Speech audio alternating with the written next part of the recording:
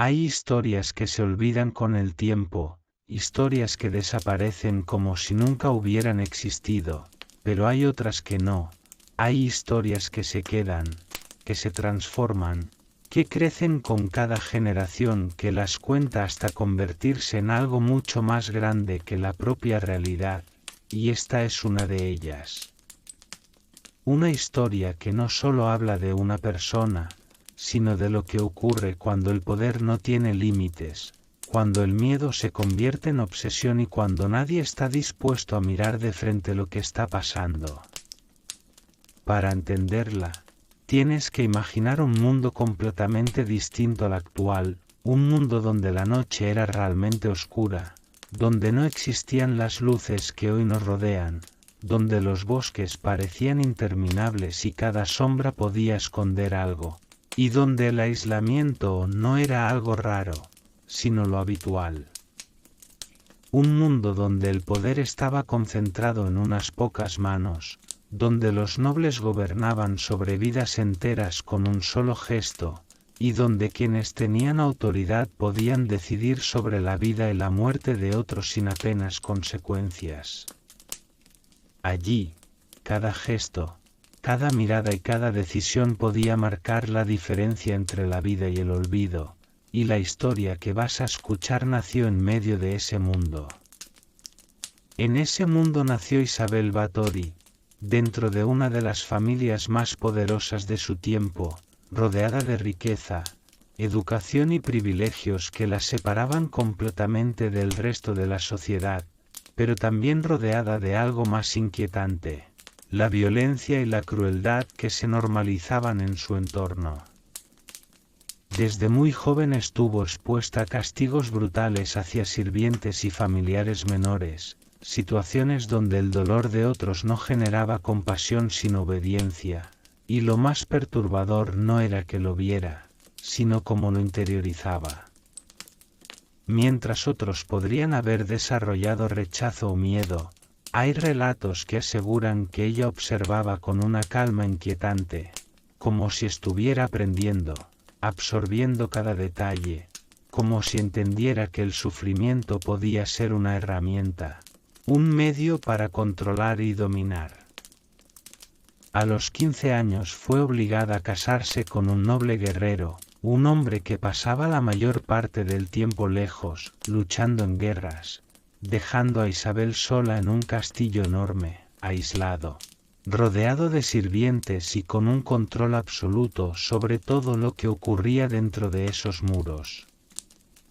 Ese aislamiento fue el punto de inflexión, porque cuando nadie te observa, cuando nadie puede cuestionarte, lo que eres realmente empieza a salir a la superficie. Al principio los cambios fueron sutiles, castigos más duros, reacciones más intensas, decisiones más extremas, nada que en aquella época pareciera completamente fuera de lo normal. Pero con los años todo fue escalando. Los sirvientes comenzaron a vivir con miedo constante, cada gesto, cada error, podía traer consecuencias desproporcionadas. El ambiente se volvió pesado, opresivo, como si la misma piedra y madera del castillo absorbieran la tensión y el dolor, creando un espacio donde la ansiedad y el terror eran casi palpables. Fuera de esos muros, en los pueblos cercanos, empezaron los rumores. Siempre comienzan así, historias en voz baja, murmullos que parecen insignificantes hasta que se multiplican. Jóvenes que desaparecían tras ir a trabajar al castillo, familias que esperaban su regreso sin éxito, nombres que dejaban de mencionarse, ausencias que se notaban cada día más. Silencio y miedo se mezclaban, porque nadie se atrevía a señalar directamente a alguien con tanto poder. Pero el silencio no dura para siempre.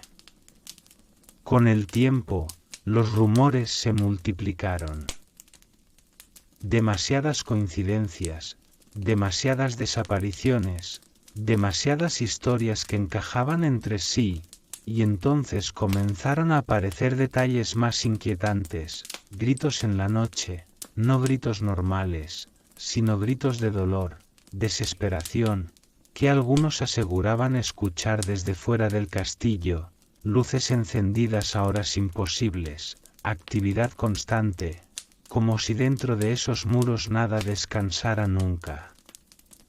Poco a poco, la figura de Isabel dejó de ser simplemente la de una noble poderosa y empezó a convertirse en algo más, algo que generaba miedo.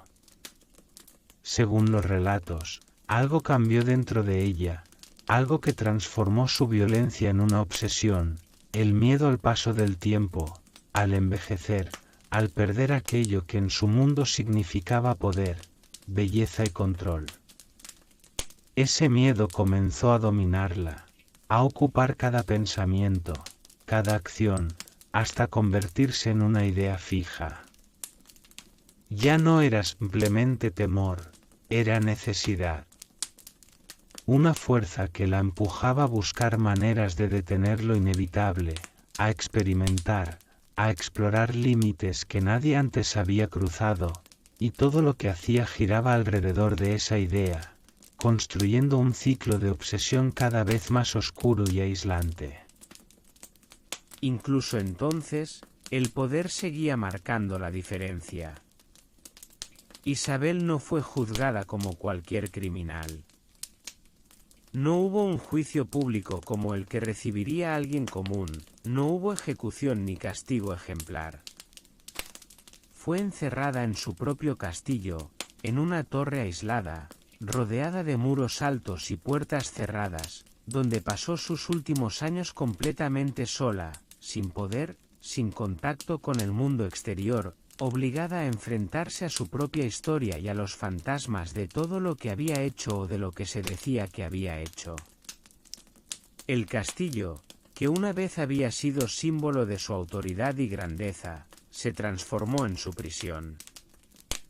Cada pasillo parecía resonar con ecos de su pasado, los gritos que alguna vez se escuchaban en la noche, las puertas que crujían bajo su propio peso, los pasos de sirvientes que ya no estaban, y la sensación de que alguien o algo siempre la observaba. Allí, cada rincón contaba una historia que nadie podía verificar, cada habitación guardaba secretos y miedos, y la soledad se volvió absoluta, como si el tiempo mismo se hubiera detenido solo para observarla. Durante días interminables, semanas y años, Isabel quedó sola con su mente, con recuerdos que la atormentaban, con fantasmas que quizás solo existían en su imaginación. No había nadie a quien gritar, nadie que escuchara sus palabras, nadie que respondiera a sus pensamientos. Su mundo se redujo a la torre, a los muros, a las ventanas que dejaban entrar apenas un hilo de luz y al frío que se colaba por cada grieta. La obsesión que la había acompañado durante toda su vida no desapareció, al contrario, creció en la soledad, convirtiéndose en un eco constante, recordándole todo aquello que temía perder y todo aquello que había causado. Murió en silencio, sin una confesión definitiva, sin una verdad absoluta. Nadie pudo confirmar completamente qué había ocurrido dentro de esas paredes, quién había sido realmente víctima de sus obsesiones, ni qué rituales se habían llevado a cabo. Y eso es lo que mantiene viva su historia, la mezcla entre realidad y leyenda, entre horror tangible y mito, que ha sobrevivido siglos. Su nombre sigue generando inquietud y curiosidad porque representa algo más profundo que la violencia, representa la obsesión humana llevada a su extremo, el miedo a perder el control, el deseo de desafiar lo inevitable, y hasta donde alguien puede llegar cuando cree haber encontrado una forma de manipular el tiempo, la vida o la muerte. La historia de Isabel nos recuerda que incluso aquellos que poseen todo el poder pueden ser vulnerables a sus propios miedos, y que el terror puede sobrevivir más allá de la vida de quien lo causó.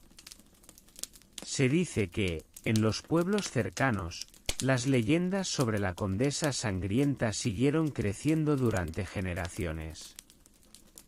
Los ancianos contaban a los niños historias de gritos en la noche, de habitaciones ocultas, de rituales imposibles de comprobar. Cada relato estaba teñido de miedo, cada cuento reforzaba la idea de que Isabel había trascendido la muerte, dejando tras de sí un legado de obsesión y terror que nadie podía olvidar. Algunos afirmaban que todavía podían sentir su presencia en los viejos castillos, como si su obsesión hubiera impregnado cada piedra, cada pasillo, cada muro. El legado de Isabel Báthory no está solo en los rumores sobre sus crímenes o en la leyenda de los baños de sangre. Está en la sensación de que lo más peligroso no es necesariamente lo que alguien hace, sino lo que alguien cree que puede hacer, lo que alguien cree que puede obtener a cualquier precio. Y aunque los siglos hayan pasado, el mito sigue vivo, porque toca algo que sigue siendo humano, el miedo a envejecer, el miedo a perder lo que se considera valioso, y la obsesión por controlar aquello que no puede controlarse. Ahora, después de escuchar esta historia, la pregunta no es solo quién fue Isabel Báthory. La pregunta es otra, mucho más inquietante: si hubieras vivido en esa época, si hubieras escuchado esos gritos en la noche, si hubieras visto desaparecer a personas a tu alrededor, si hubieras presenciado la obsesión y el terror que emanaban de un solo ser, ¿habrías hecho algo, o habrías guardado silencio, como todos los demás? Y más importante aún, ¿qué habrías sentido al saber que incluso la muerte no pudo borrar completamente su influencia, su miedo y su obsesión? Porque la historia de Isabel nos recuerda que el verdadero terror no siempre está en lo que podemos ver, sino en lo que podemos imaginar, en lo que la mente humana puede construir cuando el poder, el miedo y la obsesión se combinan sin límites, y en que a veces, las leyendas sobreviven más allá de la vida de los protagonistas, para enseñarnos que la obsesión, la crueldad y el miedo tienen un eco que nunca desaparece completamente.